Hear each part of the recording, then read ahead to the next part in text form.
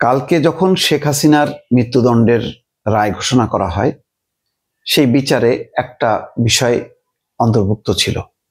সেটা হচ্ছে শেখ হাসিনা এবং আসাদুজ্জামান খান কামালের সম্পদ বাজেয়াপ্ত। এখন শেখ হাসিনার সম্পদ কত, আসাদুজ্জামান খানের সম্পদ কত, তার একটা বিবরণী প্রথম আলোতে দেয়া হয়েছে। তো তার মধ্যে দেখা যাচ্ছে যে শেখ হাসিনার এবং তার পরিবারের সাথে সম্পর্কিত ধানমন্ডি 32 নম্বর, যেটা ট্রাস্ট করা হয়েছে, যেটা কালকে দিনভর এটাকে কেন্দ্র করে একটা উত্তেজনা ছিল। সুধা সদন আছে, আছে গোপালগঞ্জের বাড়ি, আছে ফিক্সড ডিপোজিট 2-3 কোটি টাকার। আসাদুজ্জামান কামালেরও তেমনই আছে, যে মানে কি কি আছে সব তার একটা বিবরণী আছে। গাজীপুরেও একটা তার বাংলো বাড়ি আছে। যাক, সেটা গুরুত্বপূর্ণ না। গুরুত্বপূর্ণ হচ্ছে যে তাহলে এই সুধা সদন থাকছে না, ধানমন্ডি 32 নম্বর থাকছে না, এবং গোপালগঞ্জের বাড়িও থাকছে না। কিন্তু যদি সত্যিকার অর্থে বাজেয়াপ্ত করা হয় তাহলে কিন্তু এই সম্পদ নাই। তো কালকে ভাবছিলাম যে এই 32 নম্বরকে ঘিরে যে পরিমাণ উত্তেজনা, আবার ভাঙা বাড়ি আরো ভাঙার চেষ্টা, এমনিতেই তো এটা আইনানুগ পন্থায় নাই। তাহলে স্মৃতি বিজড়িত ধানমন্ডি 32 নম্বর সেটা কি থাকবে না? এটা তো শুধু শেখ হাসিনা না, শেখ হাসিনার পিতা শেখ মুজিবুর রহমান এখানে বসবাস করতেন। এই ভবনেই শেখ মুজিবুর রহমান সপরিবারে নিহত হয়েছিল। সেটা এখন কি হবে? সেটা কি বাজেয়াপ্ত করার পরে এই সম্পদ বিক্রি হবে? কালকে যেমন খনন যন্ত্র নিয়ে বলা হচ্ছিল এটা নাকি খেলার মাঠ হবে। ওইটুক জায়গায় খেলার মাঠ হওয়ার কথা না। কেউ কেউ বলছে এটা ধুলায় মিশাই দেওয়া হবে, সব দেওয়া হলো, কিন্তু তারপর এটা কি করা হবে? সুধা সদন নাই, গোপালগঞ্জের বাড়ি নাই।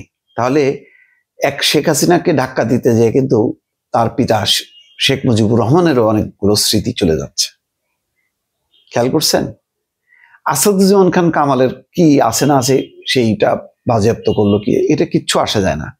আসাদুজ্জামান খান কামাল আওয়ামী লীগের কোনো অ্যাসেট না, কিন্তু শেখ হাসিনা তো অ্যাসেট। শেখ হাসিনা অ্যাসেট ওই অর্থে তার এই যে 32 নম্বর, সুধা সদন, তারপর গোপালগঞ্জের বাড়ি, এগুলির কি হবে? এটা একটা বিরাট একটা শুধু একটা ধরেন ধনী লোক তার সম্পদ বাজেয়াপ্ত করা, তার টাকা পয়সা যা আছে সরকার মানে ক্রোক করে নিল, তার কোষাগারে জমা হলো, সেটা একটা বিষয়। কিন্তু এখানে তো একটা রাজনীতি জড়িত আছে, রাজনৈতিক দল, ইতিহাস, ঐতিহ্য, সেগুলোর কি হবে?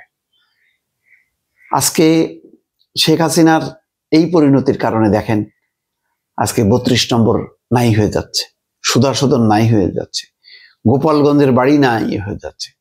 মানে তার এই সম্পদ বাজেয়াপ্তর মধ্য দিয়ে তার পরিবার, তার বংশ কিন্তু আসলে নির্বংশ হয়ে যাচ্ছে, এক ধরনের সম্পত্তি ছাড়া হয়ে যাচ্ছে। কালকে সবার মনোযোগ ছিল যে মানে তার মৃত্যুদণ্ড ওই একটা ঐতিহাসিক রায়, এটা ঘটেনি।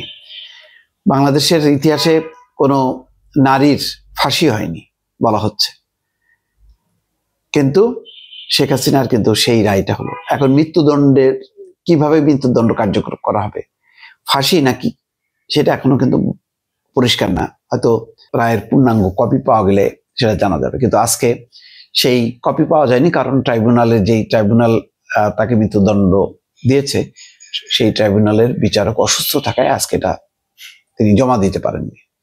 হয়তো জানা যাবে কিভাবে ফাঁসি কার্যকর হবে। কিন্তু আমার আজকে সাবজেক্ট হলো যে দেখেন আইনানুগ পন্থায় কিন্তু 32 নম্বর নাই হয়ে যাচ্ছে, আইনানুগ পন্থায় কিন্তু সুধা সদন নাই, আইনানুগ পন্থায় কিন্তু গোপালগঞ্জের বাড়ি নাই, জমি নাই, তার টাকা পয়সা কি গেল সেটা বড় কথা না। বড় কথা হলো 32 নম্বর, সুধা সদন এবং গোপালগঞ্জের বাড়ি, সেগুলো কিন্তু নাই, বাজেয়াপ্ত হয়ে গেল। খেয়াল করছেন? তাহলে এই যে আইন নিজের হাতে তুলে নিয়ে জ্বালাও পোড়াও, এই কর্মকাণ্ড কি দরকার আছে? আজকে দেখা যাচ্ছে যে খবর দেখছি যে ধানমন্ডি 32 থেকে সরিয়ে নেওয়া হয়েছে খনন যন্ত্র, যে খনন যন্ত্র নিয়ে আসেছিল সেটা সরাই নেওয়া হয়েছে। নিরাপত্তায় সেনা, পুলিশ এবং বিজিবি তারা এখনো সেই বাড়ির সামনে পাহারা দিচ্ছে, যাতে আবার পরিস্থিতি তেমনটা না হয়। তো এগুলি তো দরকার নাই। আইনের পথে কেন চলার চেষ্টা হচ্ছে না, সেটা হলো প্রশ্ন। এত অধৈর্য, এত উন্মাদনা, এটা তো একটা আইনের শাসনের জন্য ভালো হচ্ছে না। এই জিনিসটা আসলে বোঝাবে কে? এই জিনিসটা বোঝানোর যে রাজনৈতিক নেতৃত্ব, বিএনপি নীরব, জামাত নীরব, এনসিপি নীরব, বরং এদের ভেতরের কোনো কোনো শক্তি আরো উস্কাচ্ছে, যাও জ্বালাও পোড়াও। এগুলি একটা ভালো জিনিসটাও আপনি খারাপের দিকে কিন্তু নিয়ে যাবেন এইভাবে। সুতরাং সবাইকেই সতর্ক থাকা উচিত।